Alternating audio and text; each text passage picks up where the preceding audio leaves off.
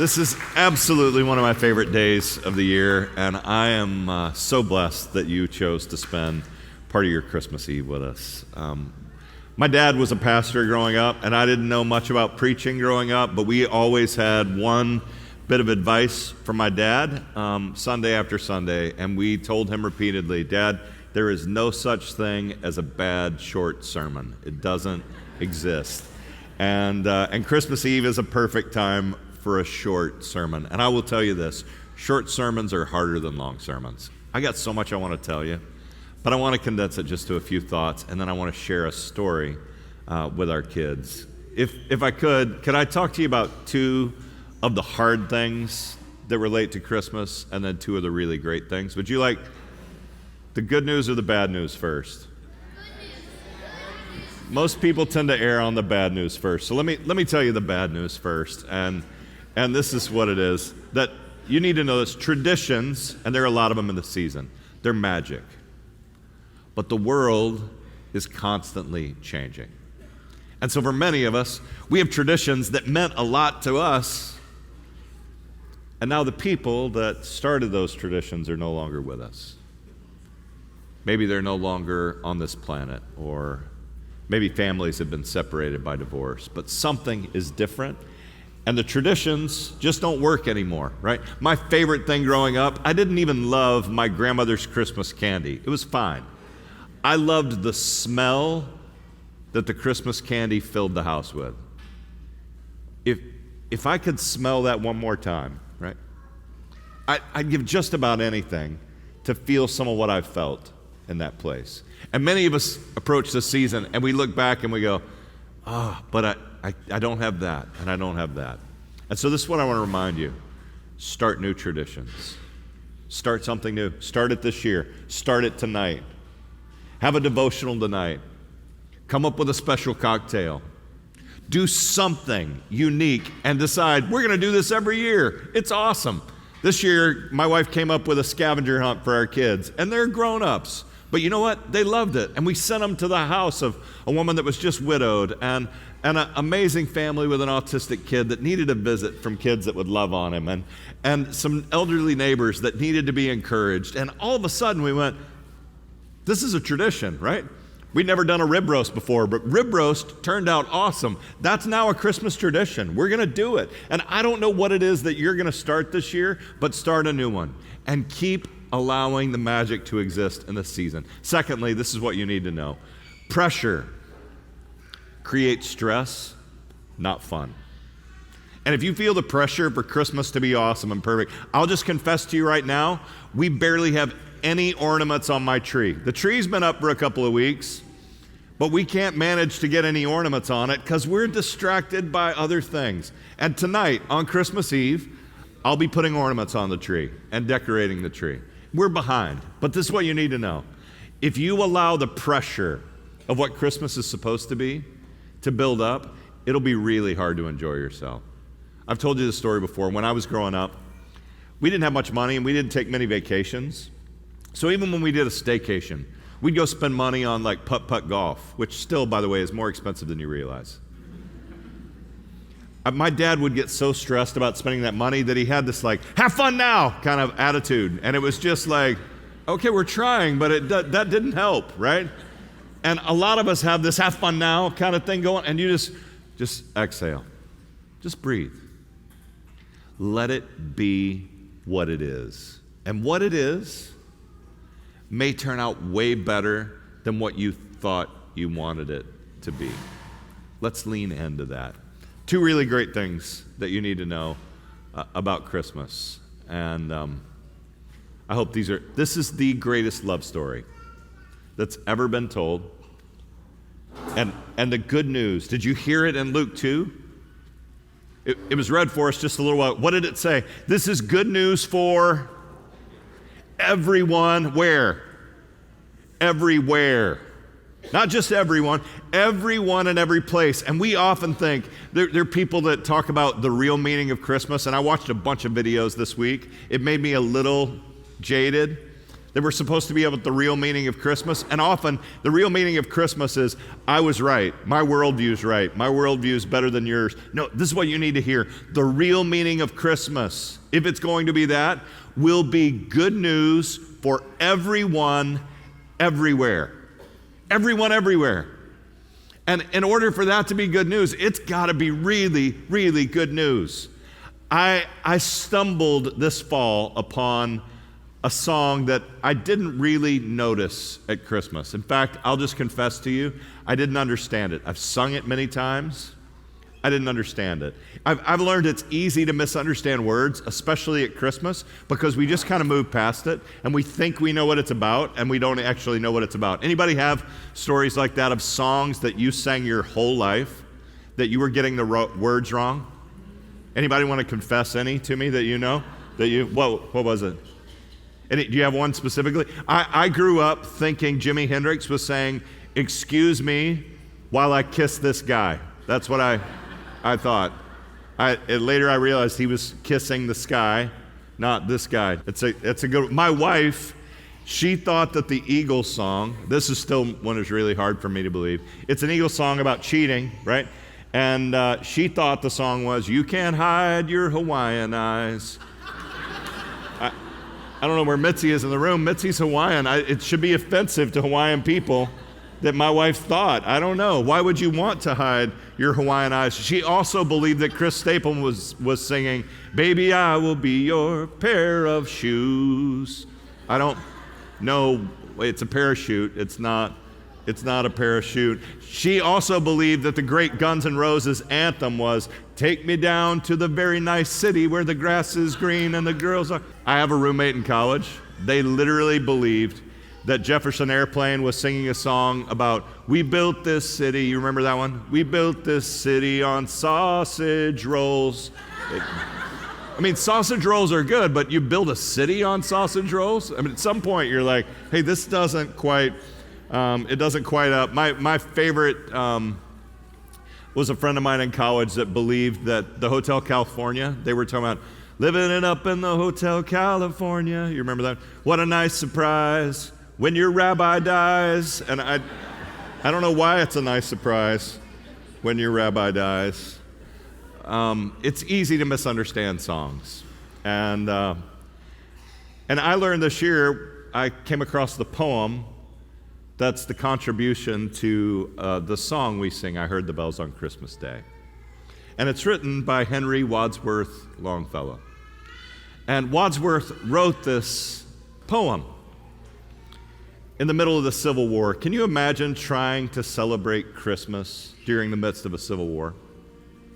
Some of you are trying to celebrate Christmas right now in the midst of a civil war in your home, or what you feel to be a civil war pending in our country where people believe so many different things that it's impossible to actually dialogue with one another. Many of us are painfully aware that this place, Bethlehem, this place that God came to bring peace to earth, that it's a place filled with conflict and rage and poverty and injustice.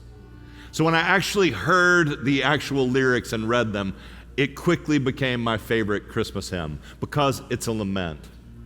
And Wadsworth says this, he says, "I heard the bells on Christmas Day, their old familiar carols play, and mild and sweet their songs repeat, of peace on earth, goodwill to men."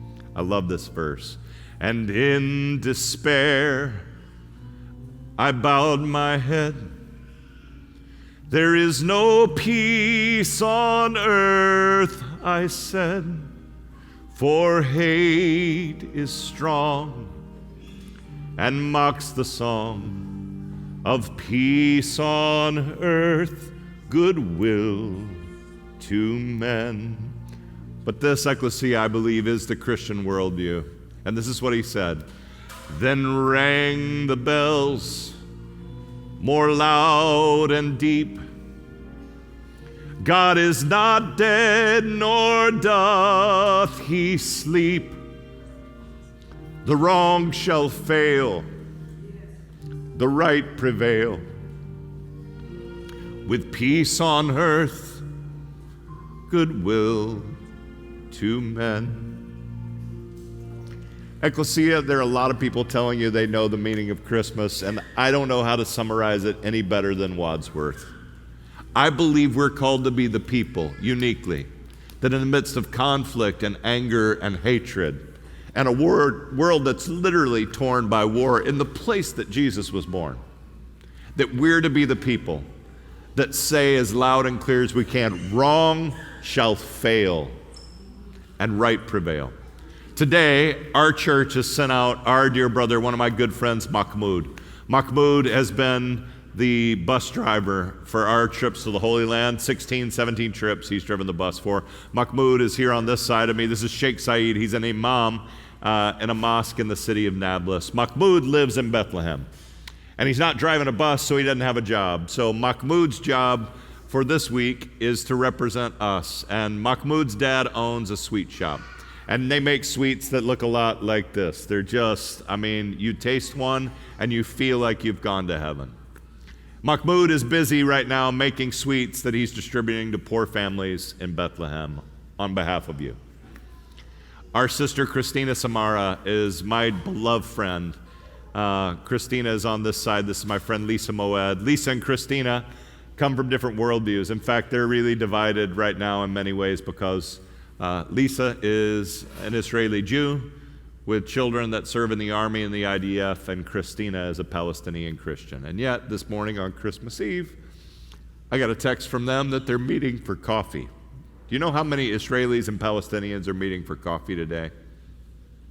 Probably 2 in Jerusalem. And they're our friends. And Christina, we've been sending some funds so that Christina could work with some local churches, both in Jerusalem and Bethlehem, to have a party today. And all of the treats that go to the kids and the food at the feasts of the Nativity. It's the best Santa Claus I've ever seen. I love a Palestinian Santa Claus, I got to tell you. And they're having a celebration. And they know today, I got videos from Palestinian kids today saying, "Thank you, Pastor Chris. Thank you, Ecclesia." And I got to tell you, we didn't bring peace to the Middle East today, but we brought some love. And in the midst of a broken world, we will be the people that continue to say, though hate is strong and it mocks the song, that wrong shall fail and right will prevail. That's the story we believe. And I'd like to share it, if that went past you in any way, with our kids. And so if you are a child, would you mind, or if you're childlike, or please, if you would, some of you that have been kids for so long, but you're tweenish now, but you would still come, Addison, I'm talking to you. These kids that are just big enough, but if you would you come to me, and we're going to share just a short story as we get ready for Christmas. Yes, come up here right with me. I wonder, all of you, would you think with me for a minute? I wonder, can you think of anything at Christmas time that makes you really happy? Think it in your head first. Think it in your head. Tell me what. Santa. Santa makes people happy. He's good at that. Opening stockings on Christmas Day. Stockings are super fun. Jesus. Jesus makes us happy. Seeing the smile on people's faces whenever they unwrap presents. Isn't that great? Isn't that one of the best things about Christmas? Is watching people open their presents and get excited. Yeah, Jax. Seeing my family. Seeing our family, right? You got a couple over here? Love. Love. Good. All right, everybody else just say it right at the same time.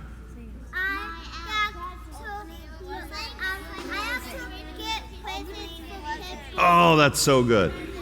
Okay, now, hot chocolate is definitely one. Anybody watch the Polar Express hot chocolate scene and drink hot chocolate? Now I got a different question for you. You do? Will you think about this question? Will you think about anything at Christmas that when you think of it, it makes you sad? Something that even, and with all the things happening at Christmas, when you think of it, it makes you sad. What would that be? That Jesus died on the cross. We can even think about Jesus came as a baby, but Jesus knew he was going to feel pain, and he loved us, and he died. Yeah, that's definitely one. Same. Same. That's a good one. My dog's dying on Christmas Day. Oh, we have a dog. Dogs are members of our family too, right? And some people think cats are. I'm just not one of them. Same? You have a dog? Okay, good. Santa Claus, Christmas is not about fun, it's about family and love. Yeah, that's good. Anything else that makes you sad? Someone hitting us. Someone hitting. That would be, can you think about people that are angry or have hate? So this is the story I want to tell you. Are you ready for the story? You see, just like the world we're in, people were looking at so many problems when they were waiting for Jesus to come. And the problems were getting more and more and more. And this is what we know. As people waited for Jesus to be born, there were many people that were very hungry, but they didn't have any food. And for them, if you were hungry and you didn't have anything to eat, you feel not just hungry, but you feel sad. And they felt like the world was getting darker. And there were people that were thirsty, and they wanted something to drink, but they didn't have any clean water to drink. Some of them were actually drinking water that was dirty from rivers and streams, like a lot of our friends all across the globe today. The places that we want to drill water wells with the offering that we're taking today. And for them, they were thirsty and they didn't have water, and they felt like the world was getting darker. There were people that were lonely and they didn't have family or friends, and they felt like the world was getting darker. There were people that were sick and they didn't have a doctor or a hospital to go to, and they didn't know if they would ever get well, and they felt like the world was getting darker and darker. And there were lots of people living in countries like where Jesus was born and what's happening today in Bethlehem, where they didn't feel like they were free. Did you know in Bethlehem today, there's a big wall, and many people can't go on the other side of the wall. And they felt like the world was getting darker and darker and darker. And there were people living under dictators, and they couldn't vote, and they couldn't make decisions. They had other people making decisions for them, and they felt like the world was getting darker and darker and darker. And every day they faced the sadness that surrounded them, and they looked around and they could see the world getting darker and darker and darker and darker and darker and darker. And then in the darkness, the light came into the world.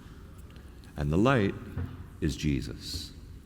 And when that light came into the world, that light came as a sign of hope.